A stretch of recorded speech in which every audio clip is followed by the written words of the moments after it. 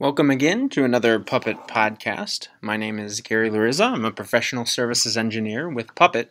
And today we're talking upgrade, but specifically about upgrading your servers. In previous videos, we discussed how you would use the catalog preview tool to prepare your code. We talked about preparing classification. This assumes you've done all of that. You've made the changes necessary. You're now actually ready to set up a new P 2016, 2015, whatever the most current version is. You're ready to set up a new monolithic server, and you want to port from your existing Puppet Enterprise 385 server to the new server. What we're going to do is set it up so that the new server will have the new CA upon it, and then you can handle moving all of your agents over at the next step.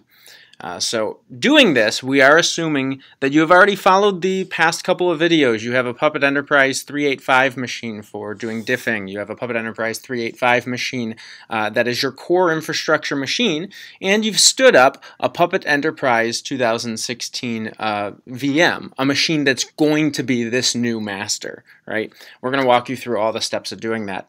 And there is a separate guide in step 3. If you go to our docs site, docs.puppet.com/upgrade, step 3 has the link that will show you what we're going to deal with today. This is the second link, P users upgrade server. So when you click on that link, a few things to begin. This will only work for a monolithic setup, not a split install. Okay, and it does not, and it assumes you are not using an external PostgreSQL setup. If you need to upgrade from there, you're going to have to take some additional steps, but this is going to assume a monolithic install.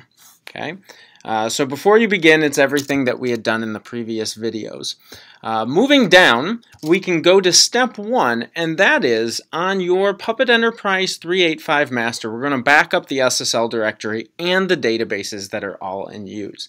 Unfortunately, we have provided a script on our website to do just that. I'm going to go to my Puppet Enterprise 385 master. And in the directory, I have a large number of things. One of them is the script from the website that is backup SSL and databases. So you can see what it's going to do is I have first added, and this is just a caveat, I've added a shebang to every one of these scripts, and I've made the script executable so we can just run it. That's something that's not in there that you'll need to do. So we're defining a backup directory. Temp backup is totally fine. And then we're going to be copying everything with tar from the Etsy Puppet Labs Puppet SSL directory into a tarball in the backup directory. Next, we're going to change the ownership on that directory to P Postgres because the pg dump command is going to be run as the P Postgres user over here. All these scripts are going to assume that you have root privileges, so run them as root or run them with sudo with the user that has sudo privileges. Okay. Also, final step, we need to make sure temp backup does exist. So temp backup now is a thing. Given all of that, let's do the script itself, and you're going to see that everything runs, it backs up the directory. If I go into temp backup, I have a directory that has my Puppet SSL directory tarred up, and then individual backups of the P activity, the classifier, PuppetDB, and RBAC databases.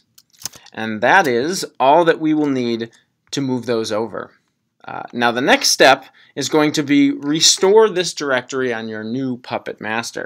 This is going to be the VM that you will need as your new Puppet master. We haven't installed anything yet, and you can look that, go over here, P 2006 20 master. Right? I'm checking to see if we have DNS up and running, and we do. We have host entries there, so that now I can just SCP over temp backup, and I can do the full thing to the new server. I actually have this command saved, so I don't have to fidget in front of you, but we're just copying it, that entire temp backup directory, over to the new machine. That'll be the 2016.2 master. I assure you the password isn't Vagrant there, but there we go. Everything is moved over, and if I do an ls on that directory, You can see it's the same directory that I have from the other place. Now, it's going to be owned by Vagrant, all of these things, but that's not going to matter on this side. Now, on this side, the new machine, if I do a which puppet, there is no puppet, Etsy, there is no Etsy Puppet Labs that's on there, right? We're all set, we're all vanilla, we're ready to go. And the next step is going to be to restore the SSL directory on the new Puppet Master. Let's go a look. I have the script for that, and that is the restore SSL directory script. Again, it's the same thing off of the website. I've just added the shebang up here at the top and made it executable. But we're going to be creating the Etsy Puppet Labs Puppet directory and then expanding the SSL dir out right there. We're also going to be deleting all the PE internal certs. Now with Puppet Enterprise, if you create this Etsy Puppet Labs Puppet SSL directory ahead of time and then you run the installer, it will respect it. It will use the CA that's already there to generate any new certs that it needs. For example, all of these PE internal certs. That's why we're removing them. If you didn't remove them, it would try and use them. You'd have all kinds of issues. So we're just going to let that process happen. Now, because we are root, we're just going to run restore SSL directory, and it expands it out. Tree Etsy Puppet Labs will show me that up here at the very top, Etsy Puppet Labs Puppet SSL, and then there's everything in its right place. Okay, so we have that SSL directory out. Step 3 is just going to be to install PE 2016.2. If you've not done that before, PE 2016.2 has a new installation method, which is pretty streamlined, and I'm going to show you that right now. In the Vagrant directory, the PE build, I have a Puppet Enterprise 2016.2 tarball already expanded, and we can just go ahead and run the installer. It's going to ask if we want it guided, if we want it text mode. I'm going to show you the text mode just so you can see what that looks like. And with text mode, you're going to see that now we have in text all the settings that are necessary to get Puppet Enterprise up and running. The only real one you need to consider is this console admin password. Okay, I'm going to leave it as Puppet Labs just so that we can log in. But there are other components here that will allow you to change and tweak things if that's what you're doing. All the database configuration, the Postgres options, these are all commented out because we're just using the standard vanilla install. But if you needed to get advanced, there you would go. Now, I made no changes. I'm just going to save and close, and then Puppet Enterprise is going to start installing. We're not going to belabor the point and let you sit through this, so we'll just skip through the end to when it gets completely installed. Okay, and we're back.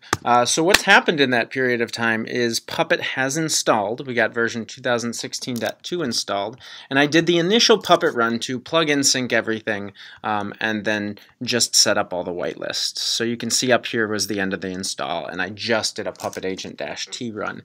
So we are ready for the next step. And the next step is to go in and restore the databases that we backed up in the previous step. If we take a look, I have, again, the restore databases script. There it is, PE databases. And it's basically just the script off the site here on the upgrade doc. What we're doing is stopping all the services using PG restore to restore from that file. Again, doing it as P Postgres. But since we have read permissions, we're okay. And then running Puppet Enterprise configure. That is a new command in PE 2016.2 that will go in and reconfigure your master if anything's changed. In this case, we're actually going to use it to restore database permissions, as we'll see. But let's just go ahead and run that script. So that script isn't going to take a ton of time. A lot of it is going to do the service stopping. And then we'll see when it jumps over into PG restore what happens there. So there we go. Puppet, Puppet server, Puppet DB, console services. You can see there are a lot of services out there that need to be stopped. We also don't restore those services or restart them. Why? Because it's done inside Puppet Enterprise Configure. Okay. So the last service here is going to be the PXP agent.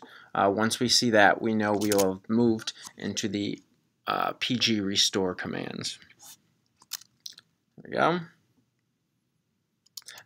So I'm getting permission denied, right? And that is an error because this script is in the home vagrant directory. Okay, that's what this error right here is. Now, this error right here, schema public already exists, is the expected error that you can see you can safely ignore. Because again, it already does exist. We're going to deal with it a little bit later with the cleanup of everything. So the script is working as prepared. This was just one of where I had put the script. Down here, this is from running Puppet Enterprise Configure. And again, like I briefly mentioned before, it's going to go back and it's going to update any databases and any database schema changes that need to be made. Obviously, moving from 3.8.5 to 2016.2, a lot of things have changed. And the cool thing about this Puppet Enterprise Configure command is it's going to discover it and it's just going to figure it out. Once everything works successfully, you will see that it's going to start the services in the order that they need to be restarted. So that's going to save you a step. That's also going to be adding time to the end here while it restarts the services. So let's just go ahead and pause while that happens.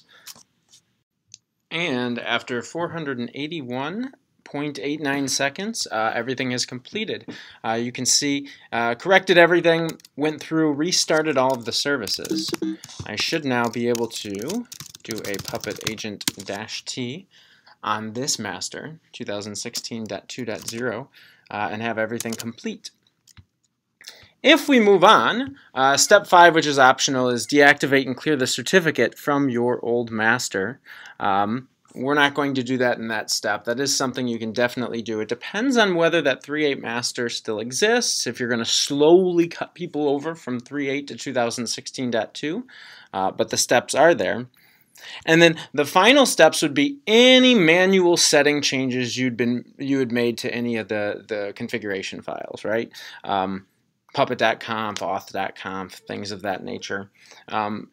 Moving your Puppet code over, if you're using R10K, is going to be pretty easy in this context. You will just set up R10K and then work with it. Or you can consider using Code Manager. That's the service in 2016.2 that's built in. And then your Hyra data, if that's in the control repo too, that would get migrated over. And that, again, depends on the method that you're going to be using. The final step of step 7 is configuring your Puppet agents. That's going to happen in the next video. We'll talk about batch doing that with the Puppet agent module. But over here, we have our 3.8.5 master, and we even have a 3.8.5 agent. The 3.8.5 agent is contacting the 3.8.5 master. And so if I do a Puppet agent -T run on the 3.8.5 agent, you're going to see that it's contacting our old master still. Everything works. There's going to be nothing in the run because it's already at the configured state. But we can even just go --server here and say, well, let's look and make sure we have DNS all up and running, which we do. And the final step, and this one got me before on 2016.2, is I am going to make sure that IP tables is off and set enforce 0, which is bad in production, but want to make sure that this communication will work. So Puppet agent -T -server and then PE 2016.20 master is going to be the server retarget. So this will be the moment of truth. And in this case, I used the wrong cert name. So the new machine we brought up only has DNS alt names of the fully qualified domain name and not the short name here. So that is going to be an expected error. I'm going to say puppet debug.vlan because that's the fully qualified domain name of that server. And then now, with any hope, there we go. Plugin syncing off of the brand new 2016.2 machine and then doing a Puppet run. So the certificates have been handled. what's going on underneath the hood is a little bit different. Yes, you've got a 385 machine checking into a 2016.2 master, and while in the long run and ongoing that's not good, you would want to have the agent up to the newer version. That's going to be the next video and the next step. If we go back to the upgrade step, upgrading your agents.